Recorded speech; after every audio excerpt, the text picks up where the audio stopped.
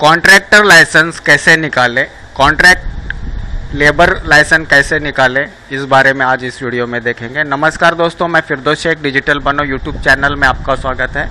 दोस्तों, हमें contract labour का अगर लाइसेंस निकालना है तो उसके लिए अपने सरकार की वेबसाइट पे आ जाना है और ये वेबसाइट के ऊपर आप अगर इसमें यूज़र आईडी आपके पास में नहीं है तो यहाँ पे न्यू यूज़र रजिस्टर्ड ईयर के ऊपर आपको क्लिक करेंगे। आपको दो यहाँ पर ऑप्शन दिखाई देंगे। ऑप्शन फर्स्ट ये OTP बेस है तो ये बड़ा आसान रहता है, और दूसरा जो है आप आपके डॉक्यूमेंट्स अपलोड करने के बाद कर सकते हैं। तो ये जो पहली प्रोसेस है ये आसान है। यहाँ पे क्लिक करेंगे तो आपको देखो यहाँ पे आपका जो डिस्ट्रिक्ट है वो सिलेक्ट करना है। उसके बाद में यहाँ पे आपका 10 डिजिट का जो है मोबाइल नंबर डालेंगे, सेंड OTP पे क्लिक करेंगे और जो OTP आएगा वो आपको यहाँ पे डालना है और यूज़र नेम आपको क्रिएट करना है। तो आप जो है आपके पसंद का यूज़र नेम क्रिएट कर सकते हैं। जैसे मान लो मैं एक यूज़र नेम क्रिएट करके देखता हूँ और यहाँ पे चेक यूज़र नेम आपको देख लेना है। तो देखो you can use this user name, तो ये यूज़र नेम आप वापर सकते हो। अब यहाँ पे पासवर्ड भी आपको आपके पसंद का क्रिएट करना है। जैसे यहाँ पे दिया है देखो citizen@123, तो ऐसे ही मतलब मैंने एक स्पेशल कैरेक्टर और न्यूमेरिकल वैल्यू और कैपिटल लेटर स्मॉल लेटर्स का ऐसा जो है आपको पासवर्ड बना लेना है आपके पसंद का। कंफर्म पासवर्ड में वापस ये पासवर्ड डालेंगे, यहाँ पे आपका नाम लिखेंगे, टैब देंगे तो ये मराठी के अंदर ऑटो हो जाएगा। यहाँ पे आपका डेट ऑफ बर्थ देना है, यहाँ पर आपका जो है एज ऑटोमेटिक आ जाएगा। उसके बाद में यहाँ पे आई एक्सेप्ट को क्लिक करेंगे और रजिस्टर पे क्लिक करेंगे।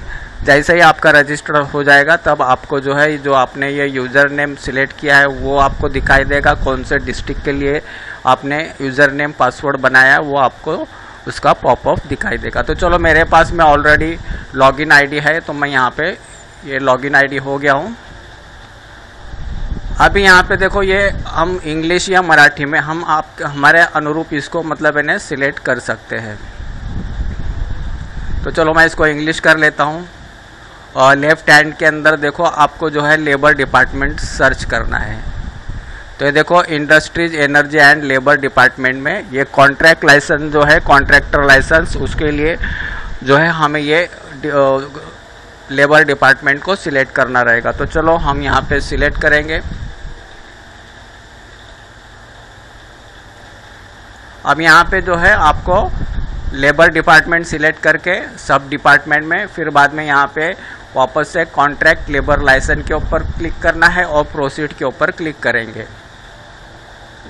तो ये देखो लेबर मैनेजमेंट सिस्टम .mahonline.gov ये जो है ये वेबसाइट के ऊपर आप आ जाओगे। अब यहाँ पे देखो लेफ्ट हैंड के अंदर कॉन्ट्रैक्टर लाइसेंस। अब यहाँ पे कॉन्ट्रैक्टर लाइसेंस के अंदर अगर आपको न्यू लाइसेंस चाहिए तो यहाँ पे क्लिक करना है। ओल्ड अगर यूज़र है रिन्यू करना है तो यहाँ पे आपको क्लिक करना है। उसी के साथ में जो है आप बिल्डिंग एंड अदर कंस्ट्रक्शन का भी यहाँ से ऑनलाइन कर सकते हैं। तो आज के वीडियो में हम देखेंगे building and other construction registration. तो यहाँ पर देखो ये जो बिल्डिंग कंस्ट्रक्शन है यहाँ पे आपको ये फॉर्म अनेक्सर भी आपको दिखाई दे रहा है, इसको क्लिक करना है। इसको बाद में फॉर्म ए को भी मतलब मैंने इसको क्लिक करके इसको सबको डाउनलोड कर लेना है। उसके बाद में यहाँ पे सेल्फ डिक्लेरेशन ऑफ ये 3 जो डिक्लेरेशन है ये आपको डाउनलोड कर लेना है और इसको जो है फिलअप करके इसको बाद में फिर हम जब हमारा एप्लीकेशन भरा जाएगा तब इसको हमें अपलोड कर लेना होगा। तो ये तीनों फॉर्म ए, फॉर्म बी और ये जो है तीनों फॉर्म हम इसको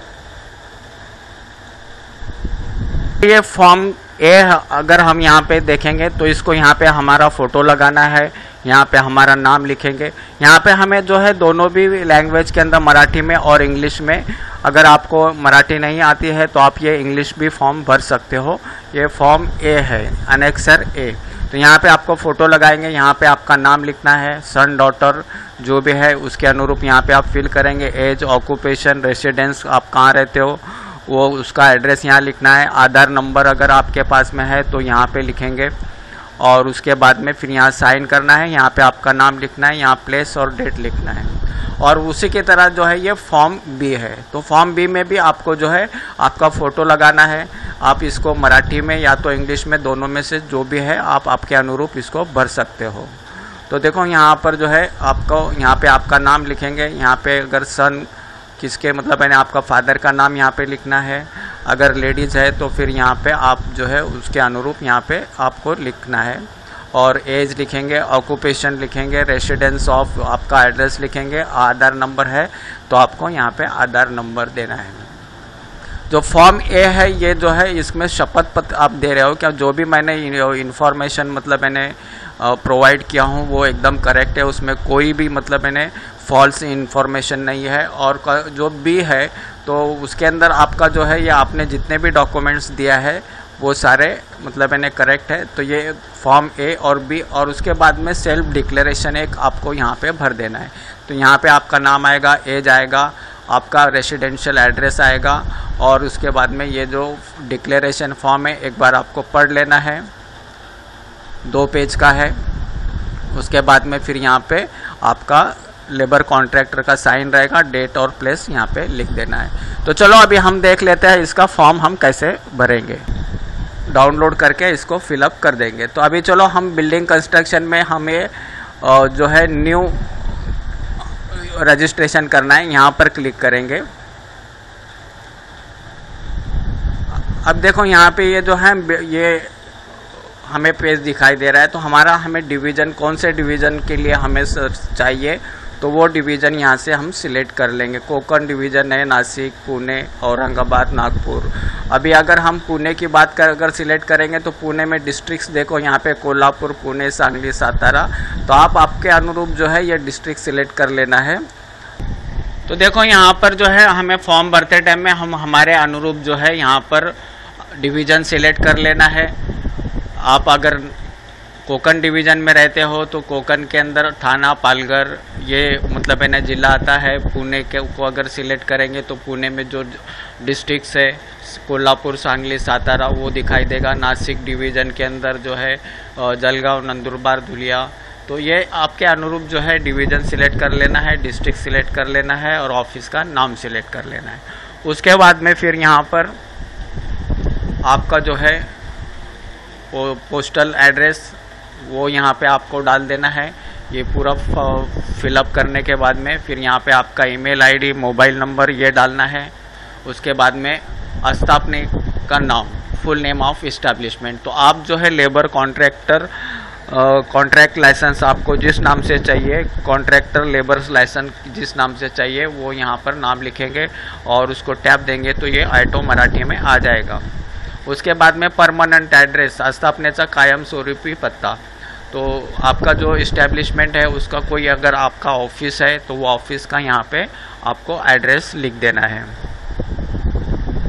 उसके बाद में फिर full name of the manager and और person responsible for the supervision. अगर आपका जो है ये कॉन्ट्रैक्ट के अंदर कोई आपने मैनेजर अपॉइंटमेंट किया है या कोई रिस्पॉन्सिबल पर्सन है तो उसका नाम यहाँ पे आपको लिख देना है। उसके बाद में एड्रेस ऑफ द मैनेजर, तो आपका जो ये रिस्पॉन्सिबल पर्सन रहेगा उसका एड्रेस क्या रहेगा वो उसके अनुरूप यहाँ पे सब फील्ड आपको भर देना है। उसके बाद में नेचर ऑफ बिल्डिंग और other construction work carried to be carry in the establishment. तो यहाँ पे आप बिल्डिंग कंस्ट्रक्शन के किस मतलब मैंने कैटेगरी के लिए आप ये काम करने वाले हैं, कौन सा स्वरूप रहेगा उसका, तो वो इस्टेब्लिशमेंट का, तो वो यहाँ पे नेचर ऑफ द बिल्डिंग वो या तो अदर, या जैसे अभी बिल्डिंग वर्क है या तो फिर प्लम्बिंग है या तो फिर रोड कंस्ट्रक्शन है, जो भी है ये बिल्डिंग के रिलेटेड जो है उसके अनुरूप आपको पेवर ब्लॉक वर्किंग है, जो भी है आप यहाँ पे उसको लिख सकते हैं। उसके बाद में फिर यहाँ पे कितने लेबर है, maximum number of building workers. तो आपके मैक्सिमम मैंने 10 कम से कम जो है आपको ये बिल्डिंग कंस्ट्रक्शन का लाइसेंस लेना है, लेबर कॉन्ट्रैक्टर का लाइसेंस लेना है, तो कम से कम 10 वर्कर्स जो है आपको रिक्वायर्ड होना चाहिए। तो यहाँ पे फिर उसमें मेल कितने, फीमेल, ट्रांसजेंडर, और आप इसको भरते जाओगे तो ऑटो टोटल हो जाएगा। उसके बाद में एस्टिमेट डेट ऑफ कमेंसमेंट, तो आप जिस प्रोजेक्ट के ऊपर लेबर कॉन्ट्रैक्ट का इंगेजमेंट कर रहे हो तो वो जो प्रोजेक्ट है वो कब शुरू होने वाला है वो यहाँ पर डेट आपको लिखना है। उसके बाद में एस्टिमेटेड डेट ऑफ कंप्लीशन, और वो प्रोजेक्ट जो है कब कंप्लीट होने वाला है तो उसकी तारीख यहाँ पे आप को लिख देना है, सिलेक्ट कर देना है। उसके बाद में डिक्लेरेशन बाय द एम्प्लॉयर, तो बाद में फिर देखो ये एक आपको पढ़ लेना है। उसके बाद में आई एग्री पे क्लिक करेंगे और सेव डिटेल, आई एग्री पे क्लिक करने के बाद में सेव डिटेल पे क्लिक करेंगे। तो देखो your application is save successfully, your application ID आपको प्राप्त हो जाएगा। ओके करेंगे। अब यहाँ पे जो है हमको अपने डॉक्यूमेंट्स अपलोड करना है, तो अपलोड डॉक्यूमेंट्स के ऊपर क्लिक करेंगे। तो देखो यहाँ पर जो है आपको फ़ोटो और सिग्नेचर अपलोड करना है। फ़ोटो की साइज़ जो है 160 बाय 200 पिक्सल रहेगी और सिग्नेचर की 256 बाय 64, और ये 5 से 20 KB के अंदर होना चाहिए। उसके बाद में फिर ये एप्लीकेशन आईडी प्रूफ आपको यहाँ पे देना है। एक या एक से ज़्यादा भी आप यहाँ पे अटैच करेंगे तो चल जाएगा। और इमेज अगर आपके पास में है तो 75 से लेके 100 KB के दरमियान होना चाहिए। PDF फाइल है तो वो 100 से 500 KB के बीच में होना चाहिए।